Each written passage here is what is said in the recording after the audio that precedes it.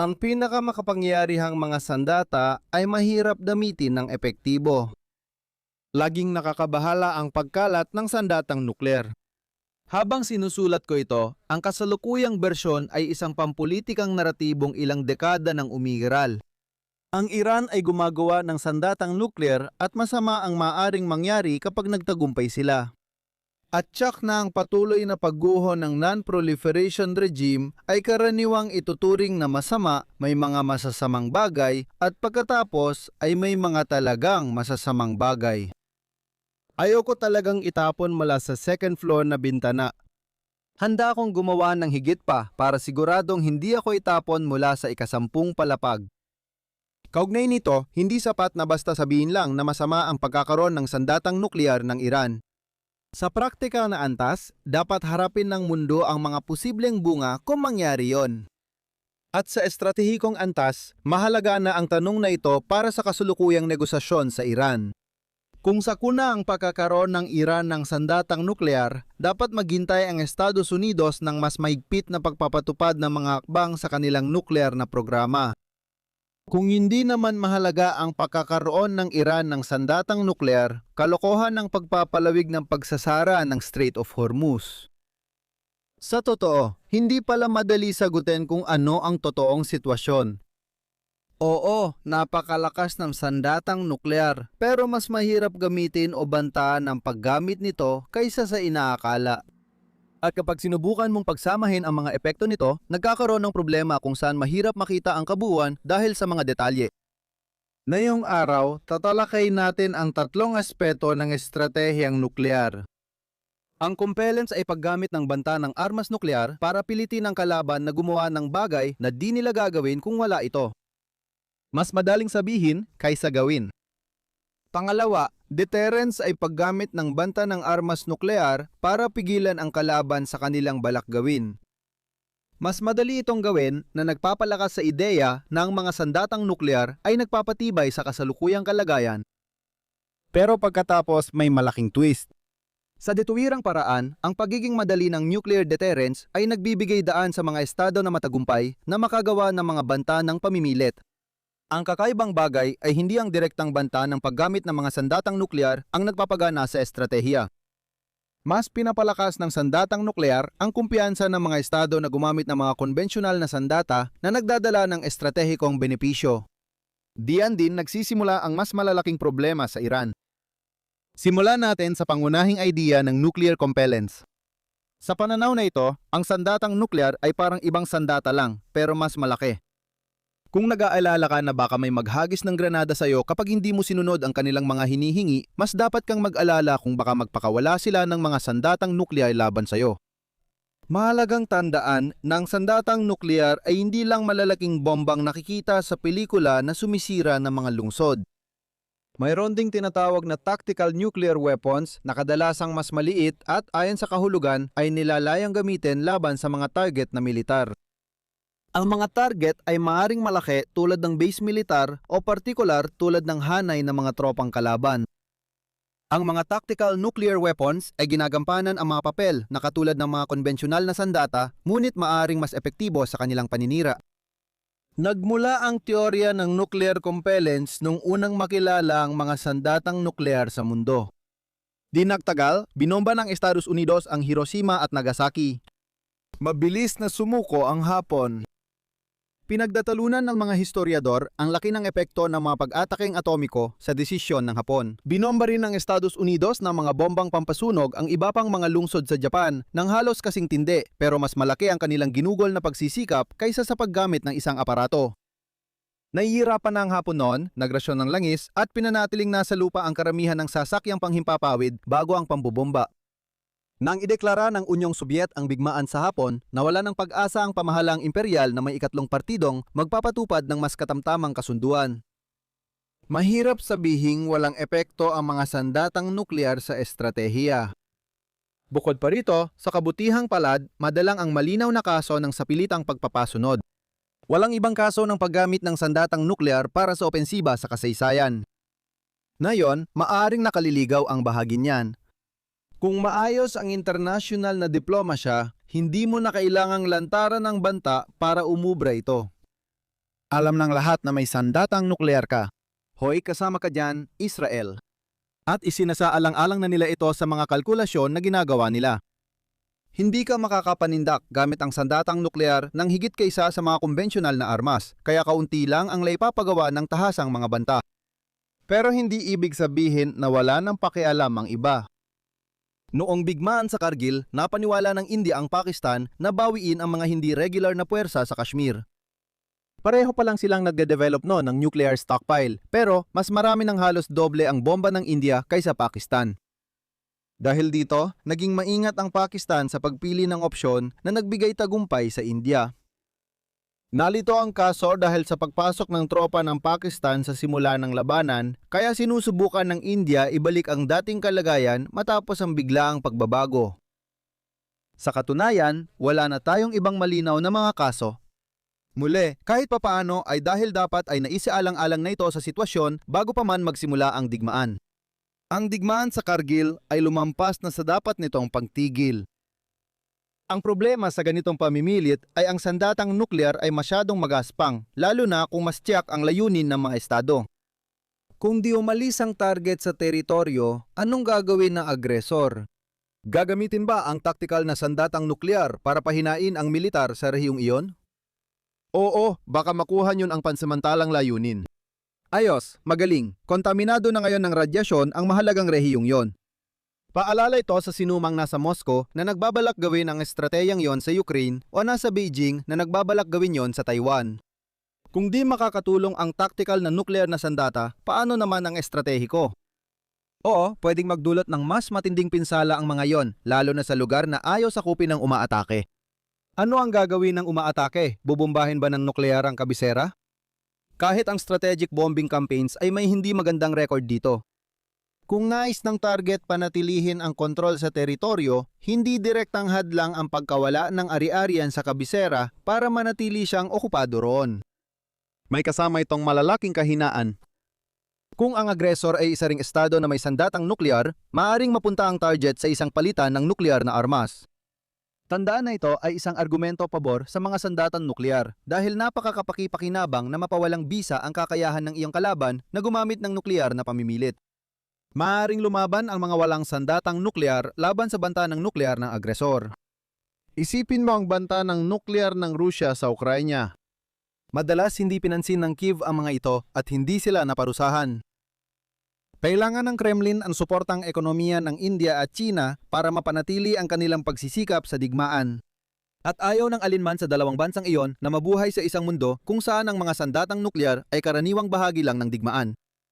Oo, pareho rin silang may mga sandatang nuklear pero kinikilala nila na ang mga sandatang nuklear ay nagdudulot ng negatibong epekto sa iba. Gusto nilang gamitin ang lakas nilang pang-ekonomiya para hikayatin ang iba na huwag gumamit ng mga sandatang nuklear kahit hindi man lang ng basta-basta, habang pinoprotektahan pa rin ang sarili nilang paggamit ito sa hinaharap. Halimbawa, isipin mo ang isang taong nagmamaneho ng malakas sa gasolina pero sumusuporta pa rin sa mga panlipunang paghihigpit sa ganoong sasakyan. Bagamat tila salungat, hindi ito pagpapanggap. Ito ay pagkilala na maliit ang epekto ng isang tao at ang solusyon ay ipatupad ang mga paghihigpit para sa lahat. Balik sa digmaan, ang posisyon ng India at China ay nag-iiwan kay Rusya ng opsyon, gumamit ng sandatang nuklear o panatilihin ang malalaking kasosyo sa kalakalan. Mas pinili ng Kremlin ang huli, kaya narito tayo ngayon. Ang lohikang ito ay angkop kahit sa taktikal na sandatang nuklear na malaking bahagi ng arsenal ng Rusya. Tandaan, karamihan sa mga ito ay inuulit lang ang mga papel na kayang gampanan ng mga karaniwang sandata. Bakit hindi na lang gamitin ang karaniwang paraan at iwasan ang galit ng Beijing? Sinubukan ng mga lider ang iba't ibang paraan para mas solusyonan ang problema. Isa rito ang ideya ng banta na halos walang iniiwang pagkakataon. Kung hindi ko kayang magbanta ng kapanipaniwala na gagamit ako ng sandatang nuklear laban sa iyo, marahil maaari akong gumawa ng mas mababang antas ng paglala na may kasamang panganib na lahat ay maaring mawala sa kontrol kahit na gawin pa natin ang lahat ng makakaya para maiwasan ito. Halimbawa, ipagpalagay na nilipat ng agresor ang mga taktikal na sandatang nuklear sa labanan at niluwagan ang kontrol sa mga ito. Dapat itong maging dahilan ng pag-aalala para sa pinupuntiriang bansa. Maaring alam ng bansa na hindi papayagan ng lider ang paggamit ng mga sandatang iyon kahit hindi ng tuwiran. Posible ring may komandantang kikilos ng walang pahintulot na sumubok niyan para katuwaan lang. Habang tumatagal ang krisis, tumataas ang tsansang may sakunang mangyari. Dahil dito, maaaring tumigil sa paglaban ng target. Maaari ring ilapat ang prinsipyong ito sa paggamit ng estratehikong sandatang nuklear. Maaring payagan ng leader ang mga komandante na agad magpaputok kapag may kumpirmadong paparating na nuklear na atake gamit ang radar para mabawasan ang mga problemang dulot ng tangkang pag-ataking pupuksa sa pamunuan. Pero may panganib na ang sirang radar ay maaring aksidenteng magpasimula ng ikatlong digmaang pandaigdig. Pero sa kabilang banda, maaring iyon talaga ang layunin. Ang paglilipat ng panganib na iyon sa kalaban ay maaring magtulak sa kanila na ibigay ang pampulitikang konsesyong gusto mo. Ang estratehiyang ito ay ginagawang probabilistiko, hindi lang binaryo, ang resulta ng paggamit ng sandatang nuklear para sa umaatake. Maaring hindi ka panipaniwala ang pagbabanta ng tiyak na paggamit ng bomba, pero maaari mong itaas ang posibilidad ng sakuna para sa lahat para ipakitang mas determinado kang manalo sa alitan. Tinatawag itong brinkmanship kapag dalawang nuclear na bansa ay sabay nagtataas ng tensyon. Pareho pa rin ang lohika kahit isang nuclear na estado lang ang kasali. Isa pang paraan para magmukhang totoo, ang di ka panipaniwalang banta ay kumbinsihin ang iba na ikaw ay baliw. Tinatawag itong teorya ng baliw na sinubukan ni Richard Nixon sa Vietnam, lalo na para pigilan ng Soviet Union na makialam sa labanan. Diretso lang ang ideya. Pinipilit mong magmukhang taos puso kahit walang batayan. Kadalasan, bumabagsak ito dahil kailangan pang maniwala sa iyo ang iba. Kung pagsasamahin lahat ng mga makapangyarihang puntong ito tungkol sa Iran, talagang gusto ng Tehran na gamitin ang mga sandatang nuklear balang araw o kahit man lang gamitin ang banta ng paggamit nito para palawakin ang impluwensya nila sa rehiyon. Kasama dito ang pagpapali sa Estados Unidos sa rehiyon at pag-abandona ng mga base sa paligid ng Gulpo. Maraming estado ang kakabahan sa posibleng mangyari, pero malaking hamon pa rin sa Iran ang paggamit ng sandatang nuklear para sa kanilang layunin. Hindi rin magtatagumpay sa Tehran ang teorya ng baliw. Madalas ilarawan ng mga kanluranin ang pamahalaan ng Iran at mga mula bilang baliw. May malaking pagkakaiba kung paano tinitingnan ng Iran ang mundo kumpara sa mga bansang kanluranin at iba pang bansa sa reyon. Pinahahalagahan ng Iran ang sariling kaligtasan at umaasa sa China na bumili ng produkto nila dahil mahalaga ang kinikita rito para magpatuloy ang operasyon sa bansa. Ang kabilang panig ng nuclear coercion ay pananakot o deterrence. Ang deterrence ay layunin na panatilihin ng kalaban ang kasalukuyang kalagayan, hindi baguhin ang asal nila. At ito ay mas madali kung ikukumpara hanggang sa punto na madalas na lang itong binabaliwala o inaakalang normal na lang. Maaaring tama ang ganitong pag-uugali pero may ilang detalye pa rin dito. Tingnan natin ang Hilagang Korea bilang halimbawa ngayon. Ang pamilya Kim ay nakainis na sa maraming pamahalaan sa loob ng mga dekada, minsan pati ang kanilang pinakamalalapit na kaalyado ay naiinis na rin. Ngunit sa halos 2 dekada, walang seryosong nagtangkang pilitin ang pagpapalit ng rehimen doon. Isa sa mga dahilan ay may sapat na sandatang nuklear ang Hilagang Korea para wasakin ang pandaigdigang ekonomiya. Kahit nananakop ang Estados Unidos, walang kasiguraduhan kung ano ang magiging target ng sandatang nuklear ng Hilagang Korea. Kahit ilang bomba lang sa Seoul o Tokyo ay magdudulot ng malaking abala sa global supply chain na ramdam ng bawat mamimili sa Amerika. Kung nanaisin ang natitirang pamahalaan ng Hilagang Korea, maaari nilang atakihin ang Taipei para tuluyang magdulot ang depresyon sa mundo.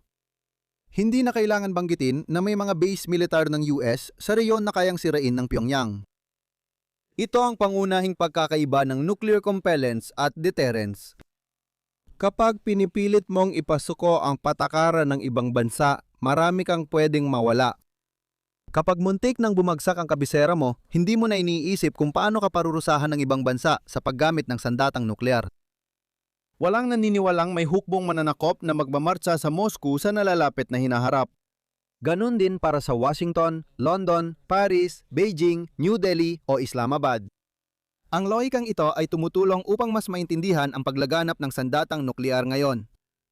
Noong una, ang mga industrialisadong makapangyarihang bansa lang ang nakabuo ng sandatang nuklear. Habang lalong naunawaan ng mga pisiko ang teknolohiyya ng sandatang nuklear, napunta na ang pag-aaral nito sa mga autokratikong gobyerno na interesado sa seguridad ng rehimen. Ang laki at pangkalahatang kasopistikaduhan ng isang bansa ay naging pangalawang usapin na lamang. Bukod sa Hilagang Korea, isipin mo rin ang mga bansa tulad ng Iraq, Libya, Syria at Iran. Babalikan natin iyon mamaya. Ngayon, may hangganan ang saklaw ng kapani-paniwalang bantang panghadlang.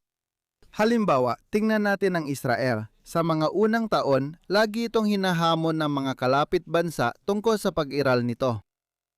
Pagkatapos makakuha ng mga sandatang nuklear, hindi nagbago ang mga banta sa Israel. Tiyak na nagbago ang lawak ng problema.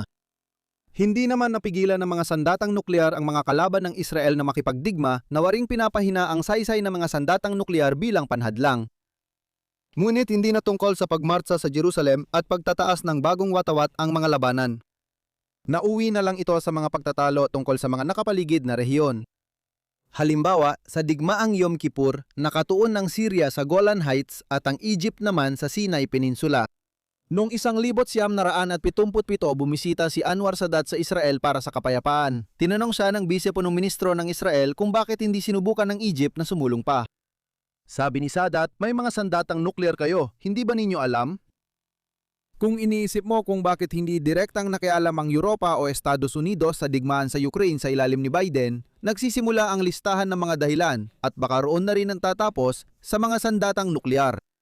Kung ang Serbia bilang isang haka-hakang alternatibo ay nagtangkang salakayin ng Ukraine ng ganito, maaari mong isipin na matatapos ito agad-agad sa pamamagitan ng pagbagsak ng maraming bomba sa sentro ng pamunuan ng bansa. Pero kung gagawin mo yan sa Kremlin, baka magkaproblema ka tulad ng nuclear strike sa Warsaw. Isantabi mo muna ang ideya. Paano kung ang bansang walang nuclear gaya ng Iraq ay sumalakay sa Kuwait para gawing hindi masyadong abstract ang haka-hakang sitwasyon? Walang galit na kasing tindi ng kay George, 20 beses kada oras kapag kailangan niyang ulitin ang pangalan ni Saddam ng 20 beses kada oras. Ngayon, may hangganan ng kakayahan ng pananakot.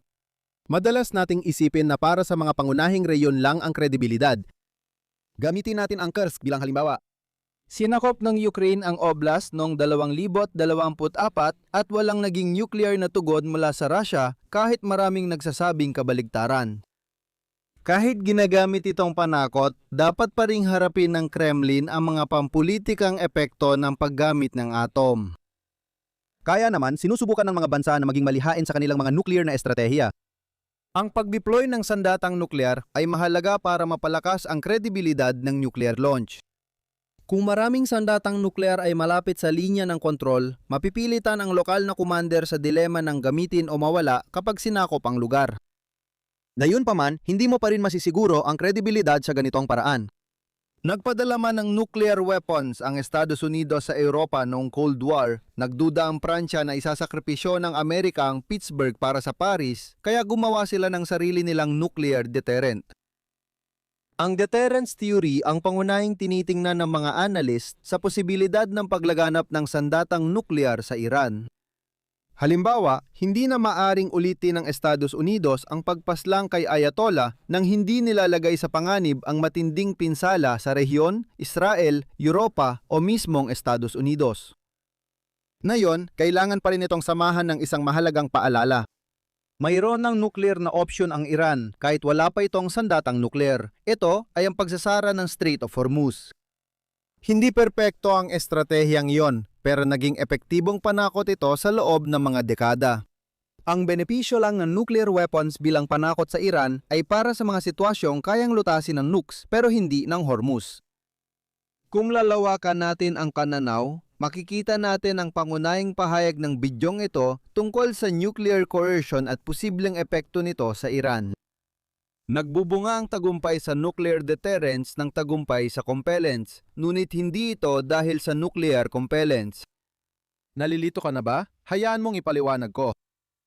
Ang problema ay puro snapshot ng iisang desisyon lang ang tinitingnan sa usapan ng compellence at deterrence, hindi ang mas malawak na coercive bargaining ng mga estado.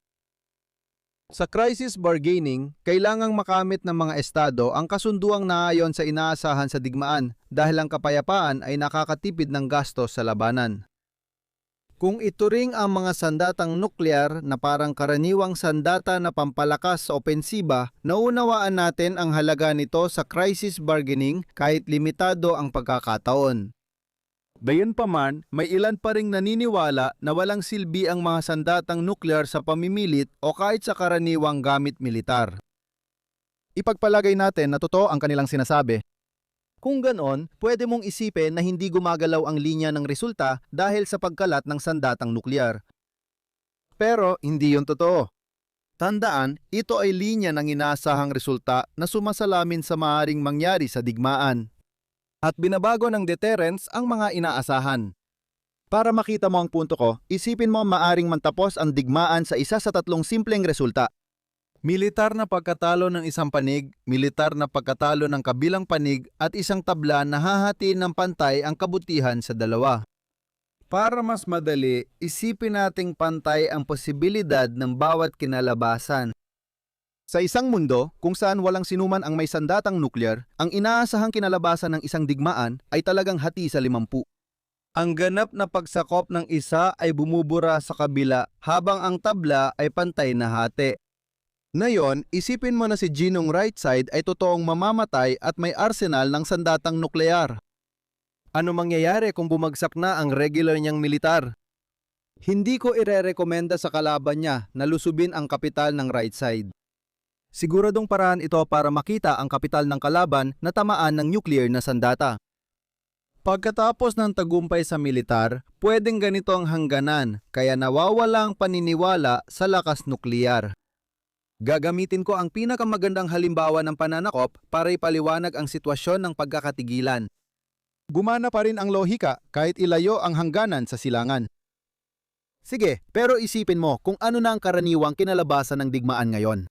Hindi na ito patas. Dinodoble natin ang tsansang mauwi sa gitna at iniiwasan ang pinakamasamang senaryo para sa kanan. Nagbago ang balanse ng kapangyarihan dahil sa mga sandatang nuklear. Narito na ngayon ang inaasahang kinalabasan ng digmaan. Ang mga sandatang nuklear ay nagsisilbing insurance laban sa pinakamalalang posibleng kinalabasan ayon sa ibang interpretasyon ng lohika sa likod ng implikasyong ito. Ang sandatang nuklear ay nagbibigay daan sa mas mapangahas na mga kahilingan at nagbibigay ng kumpiyansa sa paggamit ng karaniwang armas. Kaugnay nito, ayon sa estadistika, mas malamang naman tapos sa pabor na kinalabasan ang mga krisis para sa mga bansang may sandatang nuklear at mas mabilis din silang magtatapos kahit na hindi pa natin nasaksihan ang paggamit ng nuklear na sandata sa labas ng digmaang Pasipiko. Gayunpaman, dahil sa banta ng nuklear, napipilitang maghinay-hinay ang mga kalaban sa kanilang plano. Iyon din ang nagpapaliwanag kung bakit mas mabilis natatapos ang mga krisis dahil ang mga paunang tagumpay militar ng kalaban ay hindi lumalago o humahantong sa mas malalaking tagumpay. Kung babalik tayo sa Gulpo, ang isang Iran na may sandatang nuklear ay hindi lang isang Iran na kayang tiyakin ang kaligtasan ng rehimen nila. Mas malaya ang Iran sa ibang usaping pampolitika dahil hindi na ito nanganganib mapalitan ang rehimen kahit hindi pabor sa kanila ang resulta ng digmaan. Ibig sabihin, magiging mas aktibo ang kanilang panlabas na patakaran sa rehiyon na makakasama sa kalaban nila. At muli, napakahalaga ng tanong tungkol sa Hormuz. Habang mas malaki ang tsansang magpabagsak ng rehimen ng digmaan, mas tumataas ang halaga ng sandatang nuklear. Kung kaya ng Iran na hadlangan ang 99% ng mga susunod na pagtatangkang magpalit ng rehimen dahil sa kakayahan nito sa Hormuz, maliit na lang ang halaga ng sandatang nuklear. Kung akala mong gagaan ang sitwasyon sa Hormuz, kapag ibuhos ng kalaban ang buong pagsisikap para buksan itong muli, baka mas malaki pa ang epekto ng mga sandatang nuklear. May sagot ba ako kung ibig sabihin nito ay sulit bang makipagdigma para pigilan ng Iran sa pagbuo ng mga sandatang nuklear? Wala, dahil ito ay usaping pampolitika na may kaakibat itong tunay na mga kapalitang pang-ekonomiya. Ito ang mga dapat mong isaalang-alang sa pag-iisip ng sarili mong posisyon. Kaya ano ang mga natutunan natin para sa araw na ito? Mahirap gamitin ang mga sandatang nuklear para pilitin ang mga kalaban na gumawa ng mga hakbang na labag sa gusto nila, pero maaaring posible ito sa ilang mga kondisyon. Mas madali gamitin ang sandatang nuklear para takutin o pigilan ang kalaban. Gayunpaman, ang malalakas na kakayahang nukleyar na panghadlang ay nagbibigay sa mga nagtataglay ng sandatang nukleyar ng kalayaang gumamit ng mga kumbensyonal na puwersang militar sa mas maraming sitwasyon at magbanta ng epektibo nang hindi gumagamit ng nukleyar na armas. Gamitin mo yung impormasyon ayon sa gusto mo tungkol sa Iran. Samantala, maaari kang magpatuloy sa pagpapasabog ng mga knowledge bomb sa pamamagitan ng panonood ng isa sa mga lumang lecture ko tungkol sa pagkalat ng sandatang nuklear.